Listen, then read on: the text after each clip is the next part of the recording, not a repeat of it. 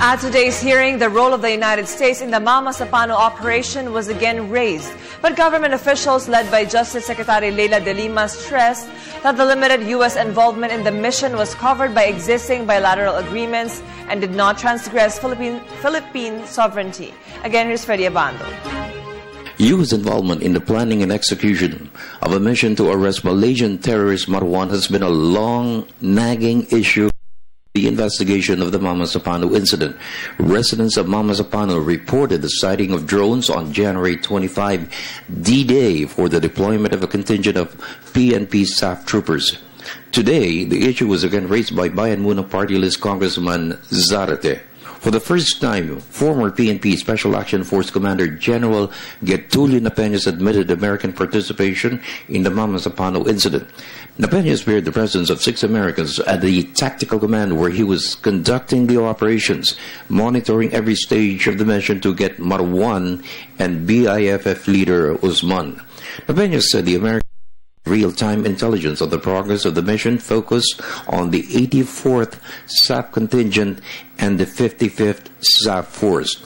The United States also provided support for the evacuation of casualties from the encounter of the SAF troopers with the MILF and BIFF fighters. Ito ay hindi unang pagkakataon naman, General Napenas, na sa proyektong ito, to hunt Marwan, ay nagkaroon ng partisipasyon ang US troops.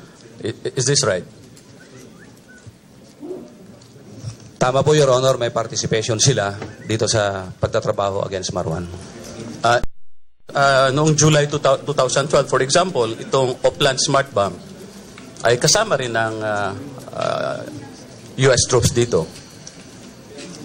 Wala pong kasama na US troops dito sa July 12, 2012, Your Honor.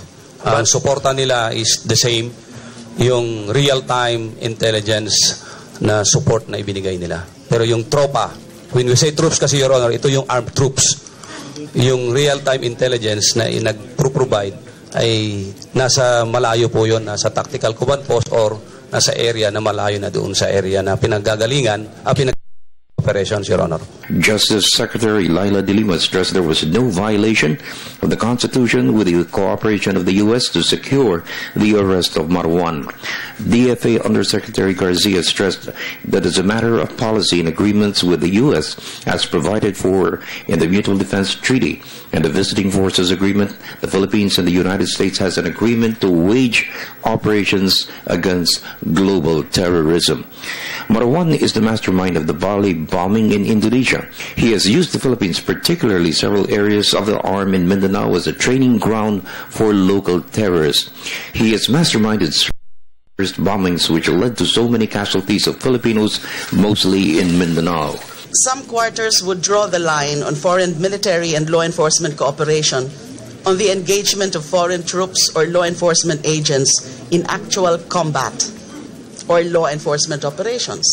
Clear naman po yan. Kung talagang may involved na sila sa actual combat, definitely that would be a violation. Because this, and therefore, this element is the least of our concern insofar as mutual cooperation in the U.S. is concerned. Because as a matter of policy, ang alam ko po, the U.S. also excludes actual and law enforcement operations from the list of activities that it is willing to engage in insofar as the Philippines is concerned, unless absolutely necessary in cases of self-defense and the defense of their troops on the ground. So I think that's clear po.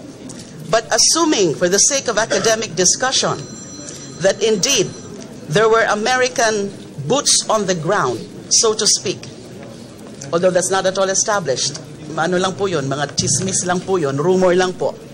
Does this ipso facto mean that the Constitution was violated? So long as the government, exercised absolute control over the operations and its extension activities, as indeed it has, as evidenced by the instances when it chose to abort previous operations on Marwan at its own volition, when the circumstances were not favorable.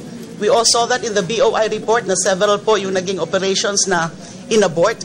We cannot surmise any instance of unsolicited U.S. intervention in a domestic law enforcement operation.